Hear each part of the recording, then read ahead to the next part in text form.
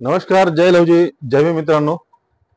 मी अविनाश पारवे तुमचं स्वागत करतोय पुन्हा एकदा लोकशाहीची साहित्य चर्चा या आपल्या युट्यूब चॅनलमध्ये. मित्रांनो, आपण लोकशाहीर अण्णाभाऊ साठे यांची कुरूप ही कादंबरी हिचं वाचन करत आहोत. तर त्याच मालिकेतला आजचा हा दुसरा भाग आहे. आपल्या चॅनलवर नवीन असणाऱ्यांनी चॅनलला सबस्क्राईब करा. कथा वाचन आवडल्यास व्हिडिओला लाईक आणि जास्तीत जास्त शेअर करण्याचा प्रयत्न करा, म्हणजे अण्णाभाऊ साठे यांचं साहित्य हे जास्तीत जास्त लोकांपर्यंत पोहोचण्यास मदत होईल. दुपार झाली होती. दादा पाटील घरी जायचा विचार करीत होता. तोच नांगरा येऊन पाटलापुढे खुळकून बसला. त्याचा जो अस्वस्थ चेहरा पाहून दादानं विचारलं, नांगरा काय झालं, काय आला होता? अहो, माझ्या मागणं हे बळण पीडा लागली आहे, तेव्हा काय करू? नांगरा म्हणाला, आज कारणाशिवाय बाबा पाटलाने घराकडे येऊन मिशीला पीळ भरला, गुरकून गेलाय. पण कशासाठी? पाटलाने विचारलं. बोकड मागायला आला होता ते पाहुण्यासाठी. नांगरा उतरला. कशी पाहिजे होती बोकडं? इकत. मग काय झालं? मी 2 बोकडाचं 100 रुपये मागितलं. नांगरा मागितलं. बरं मग? पाटील हुंकारलं. ते म्हणाला 100 रुपयात म्हैस येते या. नांगरा म्हणाला. आणि एवढ्यावरच तो भडकला आणि काय वाटेल ते बोलून गेला. त्यो आणि त्याचं ते पाहुणं डांबी साहिती ते माझी बोकड पळवणार. मग काय करायचं म्हणता? पाटलानं विचारलं. नांगरा म्हणाला, वाईस नजर असू द्या, मी आताच ती दोन्ही बोकडं काशीगावच्या बाजारात विकून येतो. बरं तसं करा, पाटील म्हणाला आणि नांगरा घरी गेला आणि लगेच बोकडे घेऊन बाजाराची वाट चालू लागला. दादा पाटलाचं डोकं सुन्न झालं. बाबा पाटलाच्या कलागतीनं तो हैराण झाला होता. या माणसाला कसा तळ्यावर आणावा याचा त्यानं पुष्कळ विचार केला होता, परंतु काहीही उपाय सापडत नव्हता. त्यांनी बाबा पाटील आपली चाकोरी सोडत नव्हता. त्याचे तेच चाळे, तीच दंडिली कायम चालू होती. आणि हा माणूस ज्या दिवशी मरेल त्या दिवशी हा गाव सुखी होईल अशी त्याची खात्री झाली होती. आणि बाबा पाटलाचंही तेच मत होतं. आपणाला पाटीलकी मिळत नाही, गावात मान मिळत नाही, प्रत्येक माणूस मला वाईट म्हणत, याचं खरं कारण म्हणजे हा दादा पाटील. तो ज्या दिवशी गारद होईल त्या दिवशी मी करता म्हणून लोक मला मान देतील. मी मोठा होईल, सुखी होईल आणि या गावाला सुखाचा लाभ होईल. पण त्यासाठी हा दादा पाटील मेलाच पाहिजे, हा एकच विचार त्याच्या डोक्यात घर करून नांदत होता. आणि त्या दिवसाची, त्या क्षणाची तो आतुरतेने वाट पाहत होता. संधी साधून दादा पाटलाला ठार मारायचा त्याचा आत्मा येडा झाला होता. मारायसाठी त्याचा अडाणी आत्मा येडावला होता. हळूच दिवस मावळला. अंधाराचा थर दाट होऊन मग कडूस पडलं. गावात गलका वाढला होता. पोरं केकाटत होती, कुठेतरी साठमारीचा खेळ खेळत होती, वासरं हांबरत होती आणि कुत्री भुंकत होती. मग जेवण वेळ झाली. माणसं जेवायला बसली. सर्वत्र निशब्दता पसरली. चिंचेच्या बनात घुबड हुक्कारू लागलं. त्यामुळे बेसूरता वाढली. बाबा पाटलाचा वाडा अंधारात उभा होता आणि वाड्यात दारूच्या बाटल्या आडव्या करीत पाहुणे मंडळी आडवी व्हायची वेळ जवळ आली होती. स्वयंपाकघरात चुलीवर कोंबडी रटरटत होती. त्याचा वास सर्वत्र दरवळत होता आणि सर्व पाहुणे स्वयंपाकघरातून कोंबडी बाहेर कधी येणार याची वाट पाहत होते. रेणू कोळी धावपळ करीत होता. त्यानं घाई करून ताटा वाढताच पाहुणे तुटून पडले आणि कोंबड्याचे महात्म्य वर्णन करीत सर्वांनी ती कोंबडी आपापल्या पोटात दडपली. नंतर ते सर्व दात टोकरीत बसले. त्याची डोकी कामातून गेली होती. दारू, कोंबडी, बकर याच विषयावर ते बोलत होते, कारण त्यांना दुसरा विषय सुचतच नव्हता. एक पाहुणा दादात काटू घालीत म्हणाला, बाकी तुम्ही काय बी म्हणा, बोकड ते बोकड आणि कोंबड ते कोंबडच. बोकडाची सर कोंबड्याला कशी येणार? बाकी जेवण झाक झालं बरं का. जेवण चांगलं झालं, दुसरा पाहुणा म्हणाला. तर हातीच्या दाढाला जिऱ्याचा दाना. तशी ती कोंबडी आमच्या दाताला अडकून बसली. तिचं काय? त्याचा असा आहे, पाटील सरळ बोलत बसला. सकाळी मी 2 बोकड आणायला गेलो, पण त्या भाडव्याने ती दिली नाही. ती आता जाऊन ती आणू आणि सकाळी भरपूर मांस खाऊया ठरलं. पर तुम्हासनी तो बोकड देत नाही म्हणला, ह्यो कोण? एका पाहुण्याने विचारलं. पाटील म्हणाला, नांगऱ्या. चला उठा. आणि ते सर्व गावाबाहेर जाऊन नांगऱ्याच्या घराला फिरले. त्यांनी घरातील कानुसा घेतला. सर्वत्र बोकडांची चौकशी केली, पण सोप्यात 2 बोकडं नव्हते. पण बोकडं कुठे बांधले असतील याचा विचार करीत परत आले. जानू, नांगरीचे 2 बोकडं कुठं असतात? बाबा पाटला विचारलं. का मळ्यात? शाव, ती 2 बोकडं उगा आजच नांगऱ्यांनी कोण टाकली? जानू कोळी म्हणाला. आणि ती बातमी ऐकून बाबा पाटलाचं डोकं भडकलं. तो म्हणा, ठीक आहे लेका नांगऱ्या, मी त्या 2 बोकडांच्या बदल्यात तुझ्या 2 म्हशीचं काय करतो ते बघत राहा. रात्र संपली. सूर्योदय झाला. पूर्वेला एक करड्या रंगाचा ढग पसरला. त्याच्यावर एक गुलाबी रंगाचा अंकुर उमटला आणि त्या ढगातून रविराज यायला रोजचा मार्ग अक्रमू लागला. त्या ढगाच्या फटीतून झिरपणारी सोनेरी किरण सकाळी बोरगावात उतरली. गाव जागा झाला. गावगाडा आपल्या नेहमीच्या चाकोरीतून चालू लागला. माणसं नित्याच्या उद्योगाला लागली. वातावरण मनाला आल्हाद देऊ लागलं. गुराखी पोरानं आपली गुरं सोडली. काही म्हशीच्या पाठीवर बसून रानात निघाली. ती गात होती, रवी आला लावून तुरा, निघाला जिंदगी भराभरा, दीप गगनाच्या डोईवर लागला, ढग तिमिराचा त्यानं निवारिला. झाले आकाश लाल बग उधळीत गुलाल, राना रानात हर्ष पसरला, आला बहर गुलमोहरा, निघाली जिंदगी भराभरा. रस रुपेरी वर्ष हा खालती, नदी सोनेरी रंगात डोलती, बघ जागी झाली भर भाग्यशाली, नाचे देवाच्या दारी जणू मालती. उडे हरण जसे चौखुरा, निघाली जिंदगी भरभरा. पाना पानात नाचे हा वारा, भूप रागाच्या छेडीत तारा, हासे कोकिळ वनी मोर नाचे वनी, झाला हर्ष रान पाखरा, निघाली जिंदगी भराभरा. ज्योतिबाच्या देवळातील सर्व घंटा एकाच वेळ वाजवून गुरानं धमाल उडवली. बाबा पाटलाच्या वाड्यात सर्व पाहुणे न्याहारी करून निघायची तयारी करू लागले. तेव्हा बाबा पाटील गोरकवान म्हणा, पाहुणा दोघा जायची घाई करू नका, राहा, एक बोकड कचकून खावा आणि सकाळी पळा. बरं बाबा पाटील, एक जण कणत म्हणाला. येणं आमच्या हाती होतं, पर जाणं तुमच्या हाती आहे. तुम्ही जा म्हणाल तेव्हा जाऊ, नाहीतरी घरात तरी आमचं काम का आहे? चला गावातनं फिरून येऊ, बाबा म्हणाला. आणि ते सर्वजण घराबाहेर पडले. बोलत बोलत ते चावडी पुढे येऊन निघाले तेव्हा दादा पाटील चावडीत शांत बसला होता. त्याला पण एक मावना म्हणाला, हेच का दादा पाटील? भाई, हेच दादा पाटील. बाबा पाटील धक्के वाजवत म्हणाला, आमचा उभा वाद आहे. त्यानं पाटील की बळकावली. मग तुमचा काय विचार आहे? एकानं विचारलं. आणि बाबा म्हणाला, माझा विचार डोंगरा एवढा आहे. त्यानं आमची पाटीलकी बळकावली, पर फाकड्या, मी तिची बायकोच बळकावणार आहे. तेवढी हाताला लागली की मग नग मला पाटीलकी. ती बाई कशी आहे? एकानं प्रश्न केला. ती बाई नुसती बिलवर आहे. बाबा पाटील चालता चालता समोर म्हणाला, तशी बायको आमच्या गावातच नव्ह तर ह्या खोऱ्यात बी नाही.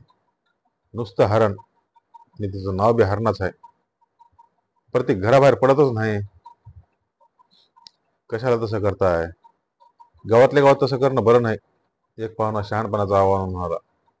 तुमचं बिराड मरून लय दिवस झालं, तो एखादी चांगली बायको बघून करा लगीन. शा, मी लग्नाच्या भानगडीतच आता पडणार नाही. बाबा पाटील खिन्न सुरात म्हणाला, कारण जर दादा पाटलाच्या हरणागत बायको मिळावी तरच मी लगीन करेन, नाहीतर हरणीलाच घरात घालणार. मग कुणीच काही बोललं नाही. ते सर्व रामसवाड्यात शिरून एका घरापुढे थांबले. बाबा पाटला हाक मारली, अरे हायबती आहे का?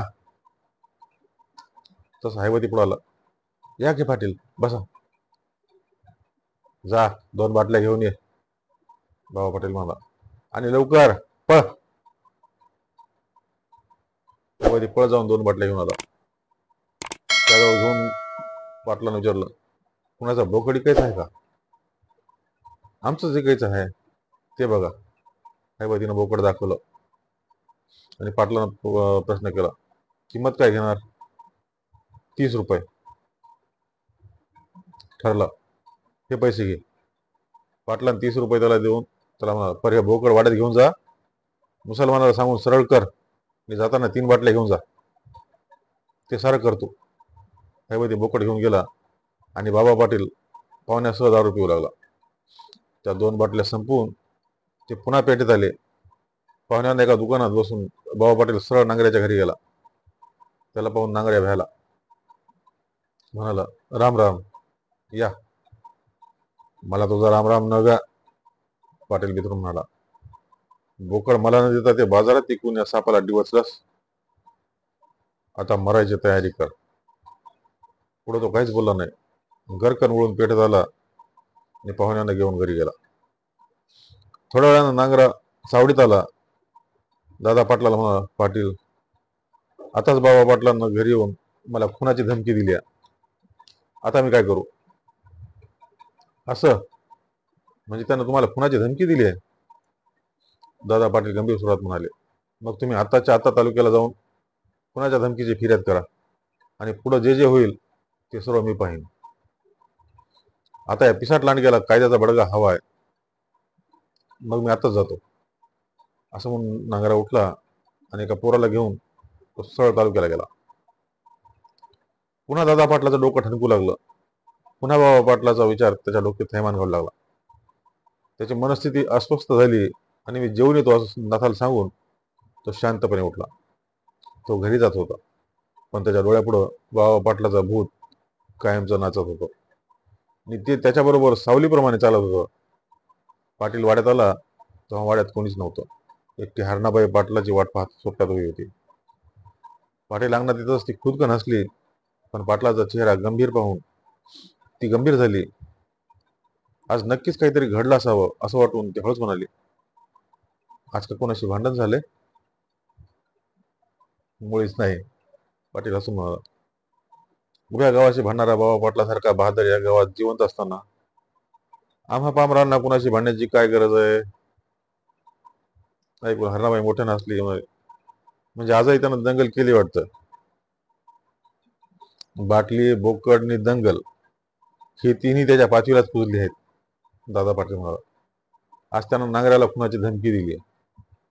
कारण? तिनं मध्येच विचारलं आणि पाटील म्हणाला, नांगऱ्यानं त्याला बोकड दिलं नाही एवढंच.